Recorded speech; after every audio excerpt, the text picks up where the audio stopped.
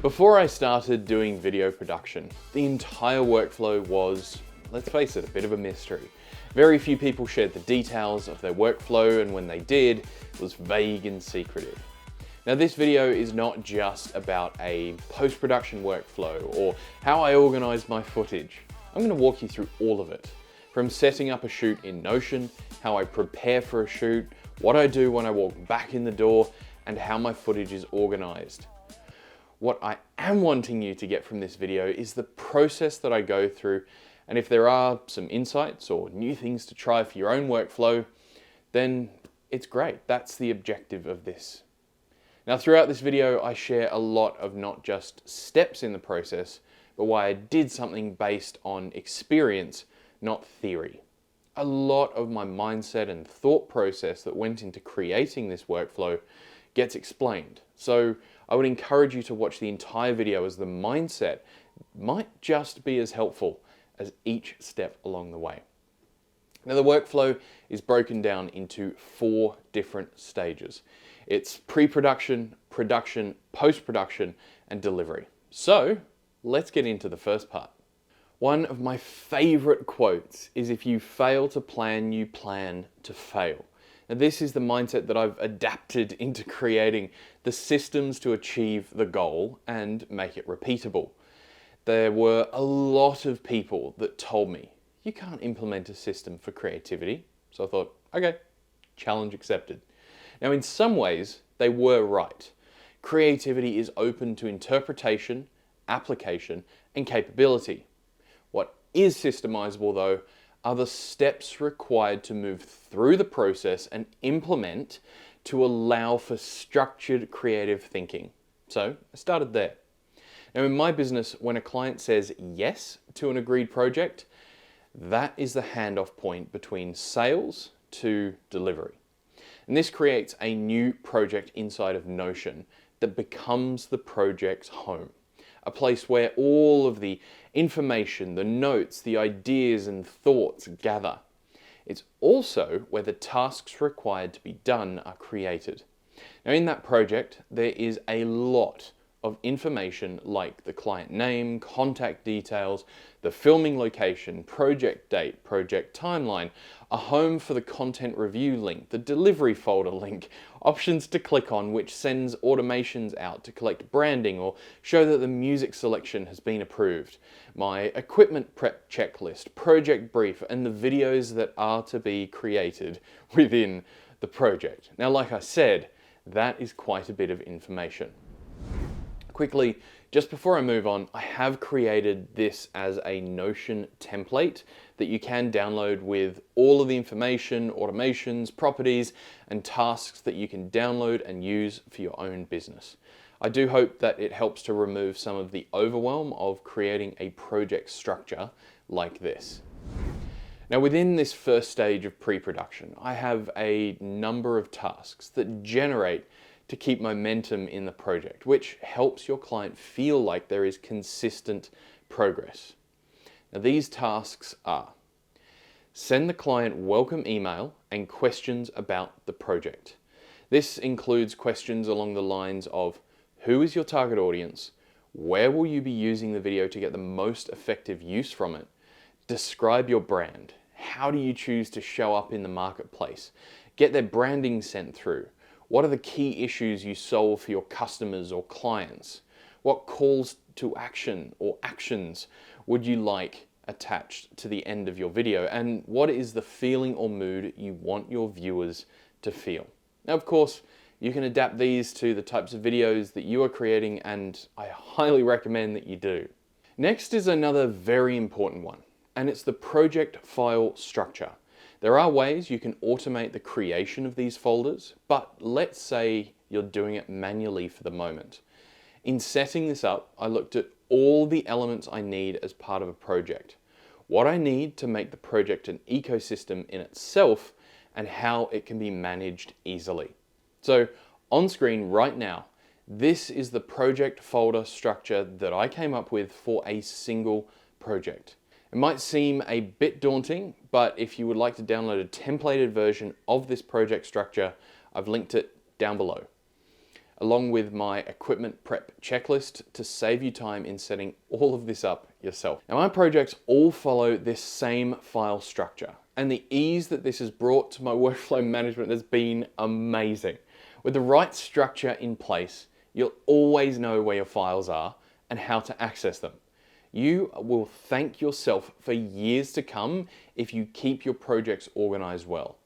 Now, I've used this within projects that I've done all of the execution on, as well as working with remote editors both in Australia or in other countries. Now, there are a few more tasks that show up in this stage, and they are sending the initial deposit invoice, which in my case is usually 50% of the overall fee plus the travel costs of the quoted package. I prepare the music selection. I really like this one because it gives you and your client a feel for the video before you actually record anything. I choose to use Envato Elements as it features a lot more than just music in a single subscription, which is both helpful and cost saving, not having to use multiple sites. Now, the music is also chosen based on the story that will be created and the answers to the questions that you sent in that first email when you created the project. Next is create motion graphics for this project. Now, this includes any logo animation, branded lower thirds, or graphics that are needed for the videos inside of post-production, and developing shot lists for your production day. This has been super helpful. I'll talk more about that in a minute, as well as draft per video scripts. From a project level, these are the main areas that keep momentum happening moving forward. Now, the script preparation task is dependent on whether scripts are actually required for your project. If they're not in the one you're working on, then I'll simply just archive the task. There are times when I will work with a script writer. However, most of my clients choose to write their own video scripts, as a lot of them are the subject experts rather than writing general advertising scripts. Now, this means that the onus of writing the script actually falls to them, and then my job is to manage that to ensure it is done prior to the production day. That is, if there's a script involved, of course. Now, one of the great ways I incorporate AI into my videos is to use Notion's built-in AI, which is pretty much a built-in ChatGPT to support in creating the shot lists. Now, this process is best done when a script is used, as it does give the AI something to base it off. It's a pretty simple process to do. All you simply do is use the / function and type in AI to-do list, then what you would like to create. For shot lists, it'll be the AI to-do list as a shot list for this video based on the script here, which I'll often copy and paste. So when that's created, the shots can then be ticked off from the device that you're working with on location, which makes it really, really helpful. You might have noticed that there is something I've left out of this pre-production, and that is storyboarding. Now, with the majority of projects that I work on with businesses, clients don't often have the budget or honestly the care factor for storyboarding. Does that mean I don't do it? No, it's just not on every project, hence why there is no task. If it is required, I'll just manually add a task to this list to create a storyboard or boards. So as you can probably tell by now, I put quite a bit of emphasis on pre-production and getting things moving in the lead up to a production day. Now, planning is one of the most important parts of this production process. However, it is not necessarily about the plan, it's about the process of planning. There's always something that changes, doesn't happen, needs adjustment, or surprisingly pops up while you're on location, and the value of planning means that you know the structure of what you're creating well enough that you can tell whether a curveball adjustment will make a positive or a negative impact on the final results. A really great saying that sums this up just absolutely perfectly is from Mike Tyson, who said, "Everyone has a plan until I punch him in the nose." All right, it's on to stage 2, which is production. And as Anakin Skywalker says, "This is where the fun begins." The filming part of creating video for clients is in reality only a small part of the entire process. Yes, it's the fun part, and honestly, it might be the reason that you actually got into video creation in the first place. However, all of the parts around creating the right video are required to get the best result and deliver massive value for your client. So before you're ready to head out on location, there is a vitally important step that you must take, which is your equipment prep. Now, if you forget to take something, charge certain batteries, or empty an SD card before heading out, it's going to cause you headaches throughout the day. I've done it, it's not fun. Now, to keep this process simple, I created an equipment prep checklist to make sure everything is packed, charged, and ready to go. Now, at the time of recording this, there are 50 plus items on this checklist, and this was created based on the idea of the checklist manifesto and uses a two-step approach. If you'd like to get this checklist without the entire Notion template, I've linked a copy of it down below along with the project folder structure. Now, first is a break in the process to know where the checklist is to be completed. This is at the stage where the project moves from pre-production and into production. The first task that appears in Notion is to complete the equipment prep checklist. The second part is that this is created as a do confirm style checklist. That means once you pack the item in your bag, you check it off the list. It sounds simple and maybe even unnecessary. However, this checklist has saved me far more times than I care to admit.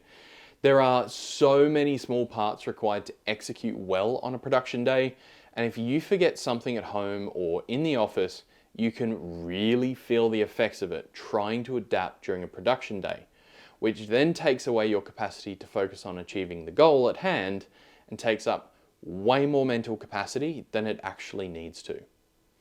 Now, I can't speak for you, but when I'm out filming, I much prefer to concentrate on being creative and not trying to figure out workarounds for simple pieces of gear that I've left behind. When you're packed, prepped, and ready to go, then it's time to get out there, create and deliver for your clients. When I get back though, there's something I like to do which makes getting ready for the next production day easier. It's an unwritten rule, but whenever I get back, I'll get my gear out of the bag, put all of the batteries on charge using the charging station that I created. It's actually linked in the video up above, and make sure that all of the gear goes back to where it's from. This might seem like a small step. However, one of the rules of the office I have is that everything has a home and it goes home every night. Now, this means that I know where it is the next time and it keeps everything neatly organized. Okay, you still with me? Because it's time for post-production. One of my favorite quotes about post-production is, "The editor has the power." And it is so true. This is where you bring your story or stories together. Now remember, way back in pre-production where we got that folder structure set up? This is where it starts to fill up.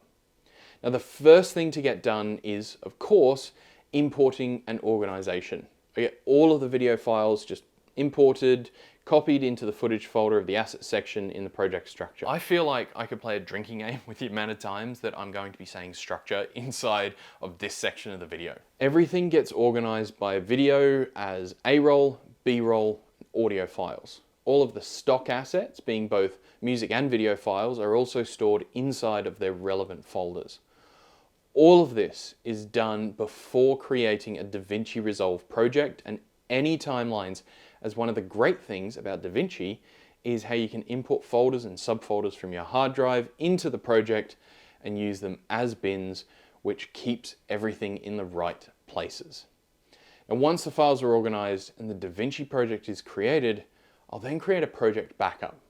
This is copying everything, including all of the raw files, the folder structure, and all the other elements that go along with that to an external hard drive, or in the case of some projects, into the cloud. This is all part of the backup process and is done simultaneously with the import and organization. There is nothing worse than losing files, especially client files. It's incredibly important to make sure that you have a proper backup process in place. So we're going to jump ahead a little bit to when the first versions are edited and ready to review. Now, I use frame.io as my reviewing software of choice. Now, I know others who use Vimeo or simply send a Google Drive or a Dropbox. Now, I choose to use Frame as it integrates with Final Cut that I used to use and DaVinci, which I now use. It also integrates time-stamped client feedback onto the timeline in DaVinci, which makes it really easy to edit with, as well as export directly back to Frame. Now, as part of the workflow, having all the information you need in one place makes the whole thing far more streamlined. Now, when the videos are ready to be reviewed, I have a drop-down inside of Notion which will trigger an automated email, sending the Frame review link straight over to my clients. Now, I do this as I've built a lot of automation into my processes, but that doesn't mean that you need to. You can send it manually with absolutely no problem. The drop-down also helps track if I need to send revisions of the edit to the client, which is great for getting data on how well the edit hits the mark every time. Now, if the client asks for a revision, then I will get the feedback from them through Frame. If not, then the project is ready to progress. Now, before I move away from post-production, I will create caption files inside of DaVinci, which is really easy to do. It's a matter of clicking edit, create subtitles from audio, and they get generated. It's simple. I include these files as part of my packages, which is a value add to the people I work with.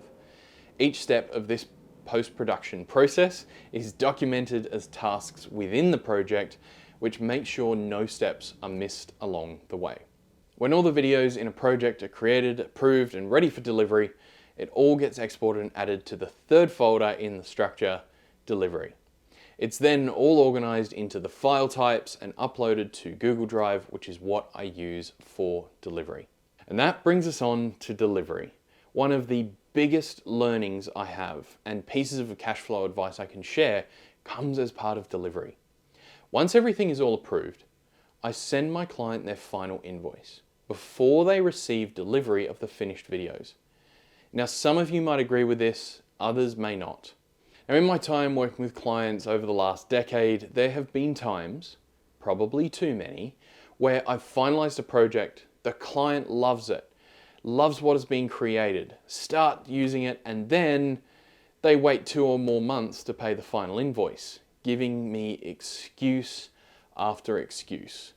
There have even been times where I've seen clients using the videos created for them to generate the money to pay their final invoice. Now, this has caused way too much stress for me and my business in the past, with cash flow challenges and frustration, having to chase people to get invoices paid. Now, when I started out, I had a naive sense that all people were good and they would get their invoices paid on time. I absolutely acknowledge that. There are also a lot, and I mean the majority of clients who will pay their invoices on time or negotiate with you to make sure that you have a payment structure in place. However, the few present challenges that makes it difficult, and therefore changes needed to be made. By having the balance of the invoice paid prior to the delivery, the client knows what they're going to get, and they need to have settled their invoices before they get to use the final product. Now, to be clear, I don't spring this on them before delivery. It's all made clear to them up front, and also in the new client agreement that they must sign before we work together. That way, we're all on the same page and understand the rules of the game set out from the beginning. And of course, you want to get paid. Now, this is my experience, and you are welcome to choose to do your invoicing however you like. Now, once the invoice is paid, the link with all of the created videos, images, and supporting content sent off and delivered. Happy client, happy creator. There is one more thing I've implemented which has made a massive difference to my business and consistently tweaking this process. And that is feedback from 2 perspectives. Now, the first side of the coin is what I like to call an internal excellence review. It's something that I actually picked up from reading a phenomenal book recommended to me by my business coach called The Road Less Stupid by Keith J. Cunningham.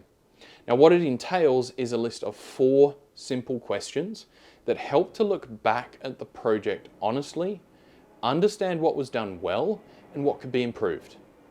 The caveat here is that you need to be really honest with yourself and or your team. The questions are, have we delivered the project on time? Is this project up to a high quality and our set standards? Were there any sets of revisions and how many? And lastly, was the final created production on message with the client's brand and expectations? There are simple yes and no checkboxes that follow each of these questions and a spot to write notes. Now, although this may seem simple, by doing this review, you will get insights and learn from what worked, but most importantly, what didn't work about the project. Now, if you take what didn't work, implement a solution for the next project you work on, then you'll begin developing a much stronger business that creates better and better results.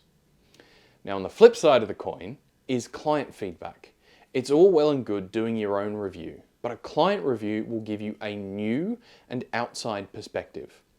Now, I ask my clients a short list of a few questions, similar to what I've said just before, which allows them to give me their perspective on how the experience was and the content delivered. Now, it's only been a few times that I've had negative points come back. However, these were the ones that I learnt the most from, because their feedback told me what the most important next step to take was in the development of my systems and processes, something that you're now benefiting from with this video. And when you ask genuinely for feedback and remove the personal emotion from what you receive, you will understand how amazing it can truly be. And if you want to work with clients more than once, they will respect that you are open and honest enough to ask for their opinion. And most importantly, implement positive change feedback in your processes. When all of that is done, the project is complete. Well done, you made it to the stage, yay, you finished it off. Now, I like to have a little celebration at the successful completion of a project right after taking the last step in archiving the project and making sure it's completely backed up properly. Now, if you've got it stored the right way, then when your client comes back the next time, you'll know exactly where everything is to pick up where you left off and the cycle starts again.